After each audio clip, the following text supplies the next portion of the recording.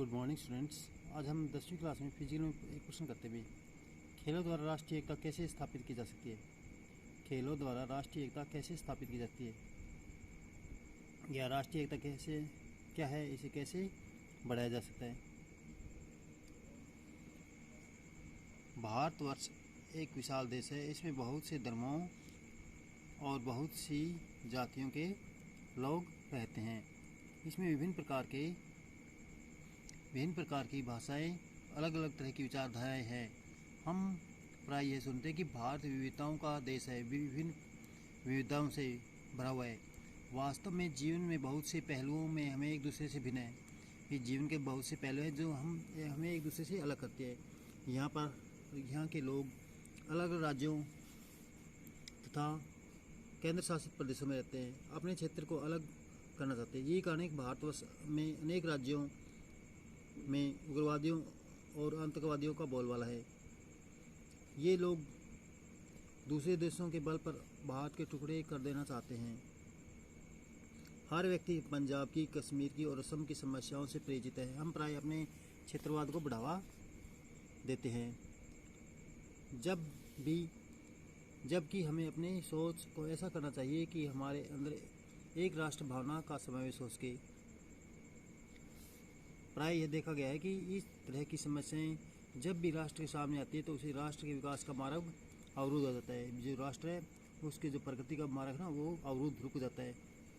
अतः कहा जा सकता है कि हमारे लिए राष्ट्र की एकता स्थापित करना बहुत ही महत्वपूर्ण हो गया है। भी हमारे देश में राष्ट्रीय एकता, राष्ट्र को एक करना बहुत ही महत्वपूर्ण हो गया है।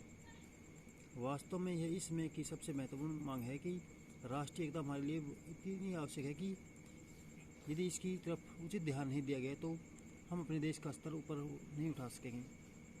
विकसित देशों की श्रृंखला में भी कभी नहीं आ सकेंगे। जो विकसित देश है ना, उनकी श्रृंखला, उनके बराबर हम कभी नहीं आ सकेंगे। शारीरिक शिक्षा और खेलकूद के कार्यक्रमों द्वारा पूर्णतः नहीं। शारीरिक शिक्षा या खेलकूद के कार्यक्रमों द्वारा हम पूर्णतः नहीं तो कम से कम काफ़ी समय तक राष्ट्रीय एकता को बढ़ावा दे सकते हैं। शारीरिक शिक्षा या खेलकूद द्वारा हमें पूर्ण रूप से तो नहीं, लेकिन कुछ काफ़ी हद तक, एक काफ़ी सीमा तक राष्ट्रीय एकता को बढ़ावा दे सकते हैं। इस बात को संसार के अधिकतर देश स्वीकार करते हैं कि शारीरिक शिक्षा या खेलकूद के माध्यम से लोगों में देश के प्रति एकता की भावना की जो वृद्धि की जा सकती है। खेलकूद के द्वारा हम एक दूसरे से मिलते हैं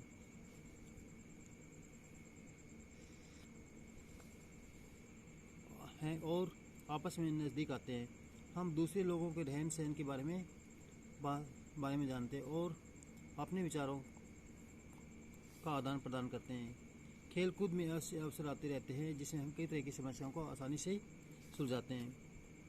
खेलकूद के द्वारा एक दूसरे की सहायता करना, भाईचारा, दोस्ती, सद्भावना, सहनशीलता, ईमानदारी, वफादारी और राष्ट्रीय भावना जैसे सामाजिक गुणों का विकास होता है। खेलकूद के द्वारा एकता की भावना का पाठ पढ़ाया जाता है, क्योंकि खेलकूद के क्षेत्र में इसके बिना विजय पाना असंभव है। एक टीम के खिलाड़ी में अच्छा तालमेल होता है, उसके कारण वह विजय पाती है। वह टीम विजय पाती है। इसी ढंग पर हम एक ऐसा रास्ता तय करना चाहिए जो इस देश के लोगों को एकता के सूत्र में बांध सके। खेलकूद में इसी पहलू के कारण 1896 में डी कॉबर्टिन के अथक प्रयासों से ओलंपिक खेल शुरू की गई थी। ये खेल शांति, सद्भावना और भाईचारे का प्रतीक है। इसी कारण राष्ट्रीय और अंतर्राष्ट्रीय स्तर पर खेलकूद प्रतियोगिताएं कराई जाती है। खिलाड़ी कठिन परिश्रम से इन खेलों में विजय पाते हैं और अपने देश का मान सम्मान बढ़ाते हैं। इन खेलों में संकीर्ण भावना